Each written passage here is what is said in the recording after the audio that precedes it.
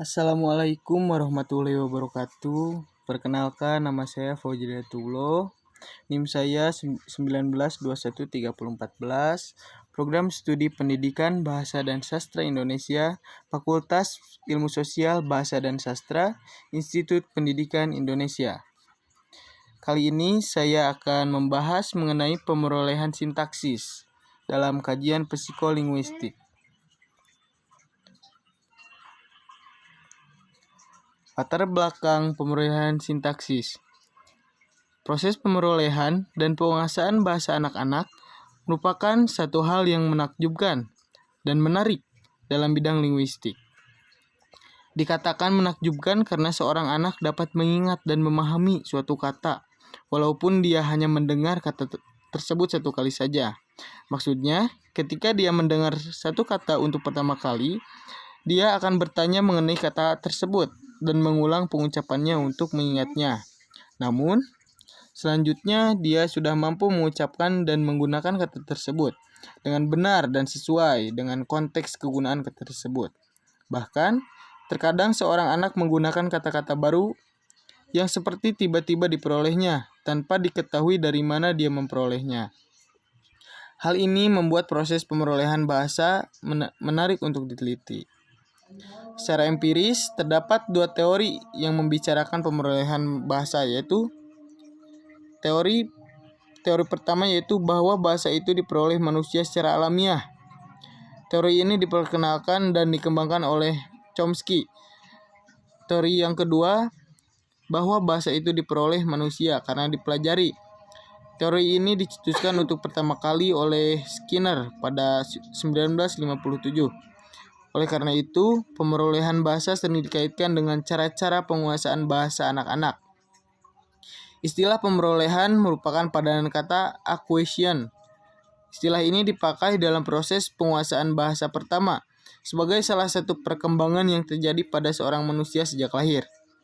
Yang dimaksud dengan pemerolehan bahasa di sini adalah proses-proses yang berlaku di pusat bahasa dalam otak seorang anak pada waktu ia sedang memperoleh bahasa ibunya. Secara alamiah, anak akan mengenal bahasa sebagai cara berkomunikasi dengan orang di sekitarnya. Bahasa pertama yang dikenal dan selanjutnya dikuasai oleh seorang anak disebut bahasa ibu. Penguasaan terhadap pemerolehan bahasa pertama bersifat primer, dan anak-anak akan selalu menggunakannya selama hidup. Pada usia anak-anak, pemerolehan bahasa meliputi ucapan yang dihasilkan oleh bunyi-bunyi pilihan kata, bentuk, dan kalimat-kalimat dibuat dengan meniru orang dewasa. Seorang bayi sebenarnya sudah mulai menciptakan bahasa untuk berkomunikasi hingga usia 1 tahun. Kemudian, pertumbuhan sintaksis bermula pada waktu seorang anak-anak mulai menerbitkan ujaran atau ucapan yang terdiri atas 2 kata atau lebih. Pada umumnya, anak-anak mulai menggabungkan 2 kata pada umur menjelang 2 tahun. Hal ini terjadi saat anak-anak berkomunikasi dengan orang tua, keluarga di rumah, atau orang di luar rumah. Setelah kita membahas latar belakang pemerolehan sintaksis, kita akan membahas bagaimana sintaksis tersebut diperoleh.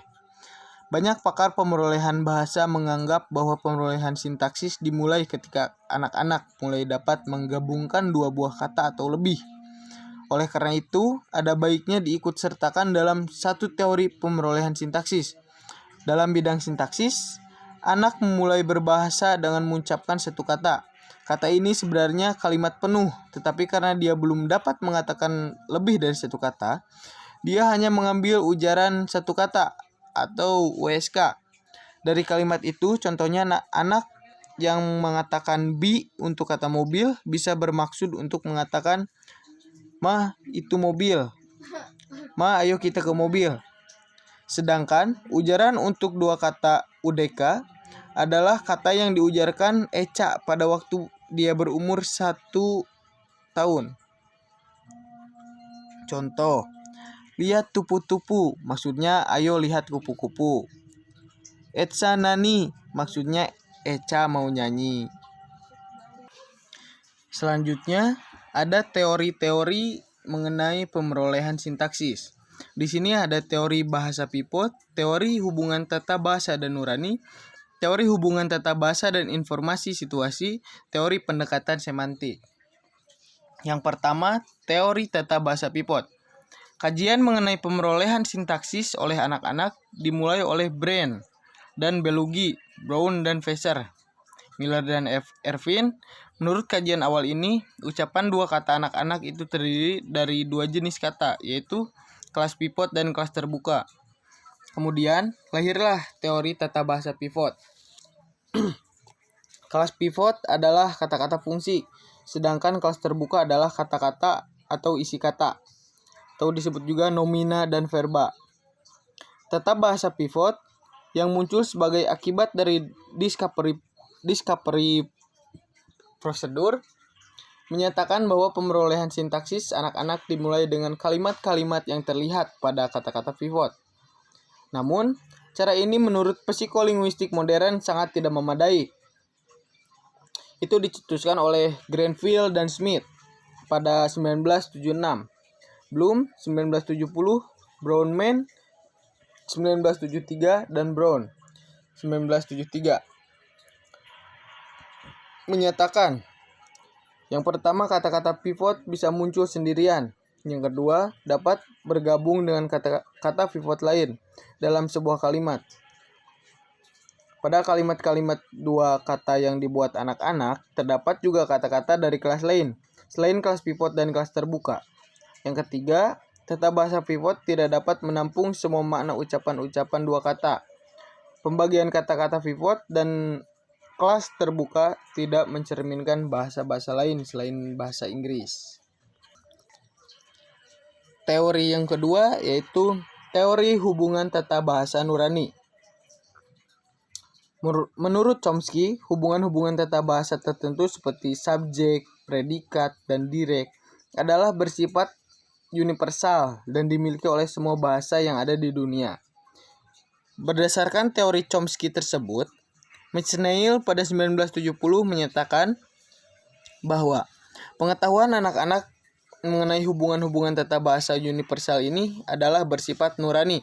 Menurut teori Chomsky, subjek dapat dirumuskan seperti berikut. Fn plus Fi plus keterangan. Teori hubungan tata bahasa nurani ini banyak juga mendapat kritik dari sejumlah pakar. Schlesinger menyatakan bahwa hubungan struktur tata bahasa yang terdapat pada ucapan-ucapan dua kata kanak-kanak itu mungkin sekali merupakan cermin dari konsep-konsep seperti pelaku dan tindakan, dan bukan hubungan tata bahasa subjek dan verba. Pakar lain, Brownman 1976, menyatakan teori hubungan tata bahasa nurani yang dikemukakan McNeill kurang mendapat dukungan. Menurut Brownman, anak-anak menggunakan rumus-rumus urutan sederhana untuk kata-kata dalam fungsi semantik. Usaha kanak-kanak untuk menggabungkan kata-kata timbul dari hubungan semantik bahasa yang sedang diperolehnya. Teori yang ketiga ada teori hubungan tata bahasa dan informasi situasi. Teori ini diperkuat oleh Brown 1973. Berbunyi bahwa hubungan-hubungan tata bahasa tanpa merujuk pada informasi situasi atau konteks belumlah mencukupi untuk menganalisis ucapan atau bahasa anak-anak. Bloom juga menyatakan bahwa suatu gabungan kata telah digunakan oleh anak-anak dalam suatu situasi yang berlainan. Contoh, ucapan ibu kue. Dalam situasi yang berbeda dapat diartikan anak itu meminta kue kepada ibunya.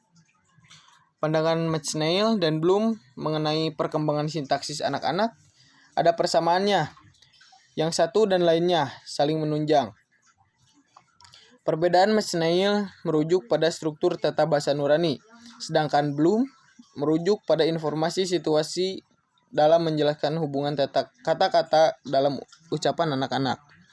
Situasi-situasi yang berlainan, Bloom dan juga Brownman belum dapat menerangkan dengan jelas masalah ini.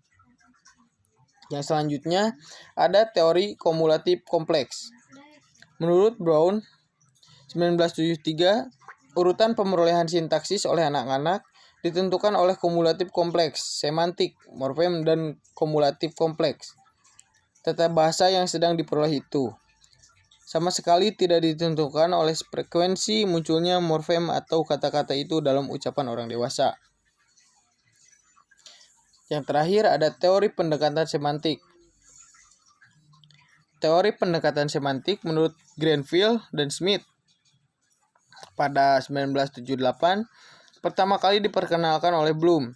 Beliau mengintegrasikan pengetahuan semantik dalam pengkajian perkembangan semantik ini berdasarkan teori generatif transformasi Chomsky. Teori generatif transformasi ini menyatakan bahwa kalimat-kalimat yang kita dengar ini dibangkitkan dari struktur luar dengan rumus fisiologi, sedangkan struktur luar ini dibangkitkan dari struktur dalam atau struktur dasar dengan rumus-rumus transformasi. Pandangan atau teori Chomsky tersebut mendapatkan tentangan dari beberapa ahli psikologi seperti Schlesinger dan Olson. Schlesinger menyatakan bahwa apa yang disebut struktur dalam pada teori Chomsky sebenarnya bukanlah struktur sintaksis, melainkan struktur semantik. Salah satu teori tata bahasa yang didasarkan pada komponen semantik diperkenalkan oleh Fillmore pada 1986. Yang dikenal dengan nama tata bahasa Kasusu Case Grammar. Teori ini digunakan oleh Brownman dan Brown sebagai dasar untuk menganalisis data-data perkembangan bahasa. Fillmore berpendapat merupakan salah satu keharusan untuk mengikut sertakan semantik pada umumnya. Dan hubungan semantik khususnya dalam menganalisis pengetahuan tata bahasa. Strukturnya yang berdasarkan semantik kemudian dipakai sebagai dasar cabang teori generatif transformasi yang dikenal dengan nama semantik generatif. Perbedaan antara pendekatan semantik dengan teori hubungan tata bahasa murni adalah teori tata bahasa murni yang menerapkan hubungan sintaksis dalam menganalisis struktur ucapan anak-anak, sedangkan pendekatan semantik menemukan struktur ucapan itu berdasarkan semantik. Yang selanjutnya ada teori-teori tentang pemerolehan bahasa pertama. Yang pertama, teori behavioristik. Teori behaviorisme menyoroti aspek perilaku kebahasaan yang dapat diamati langsung dan hubungan antara rangsangan atau stimulus dan reaksi respons.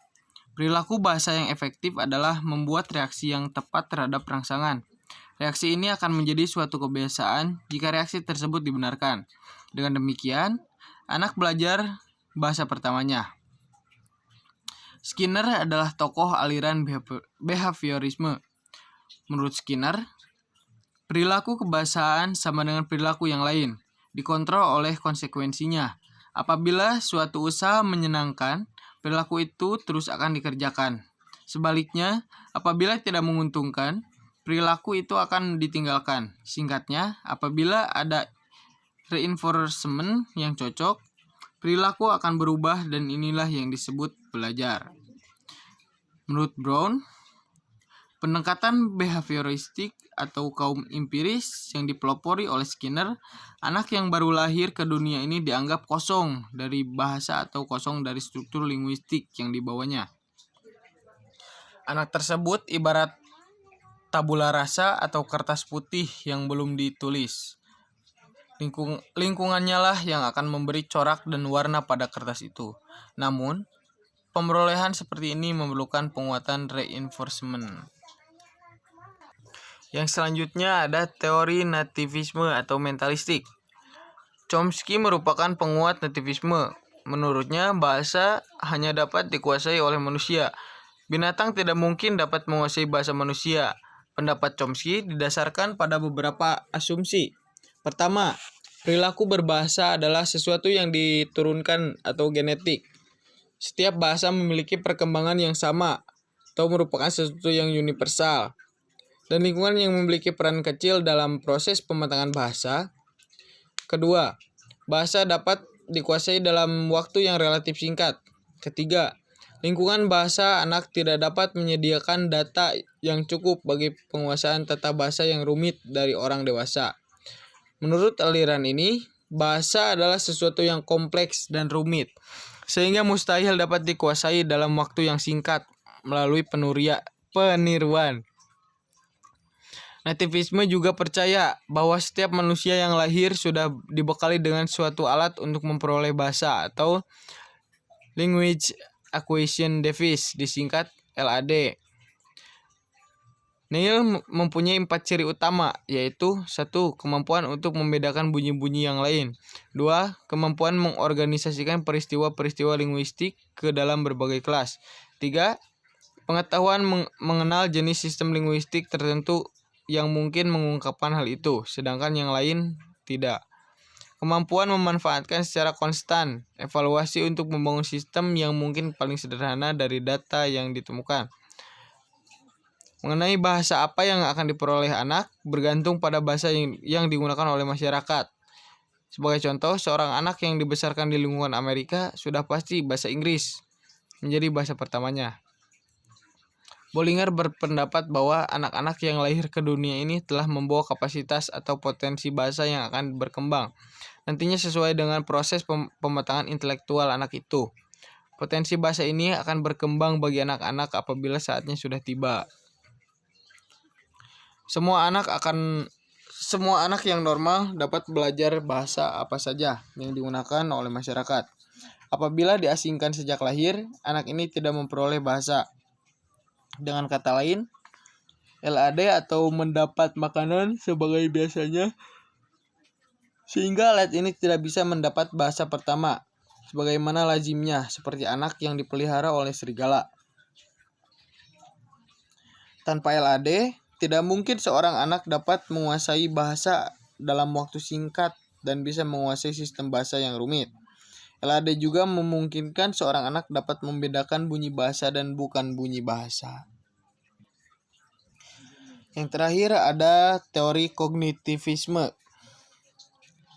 Menurut teori ini, bahasa bukanlah suatu ciri alamiah yang terpisah, melainkan salah satu di antara beberapa kemampuan yang berasal dari kematangan kognitif.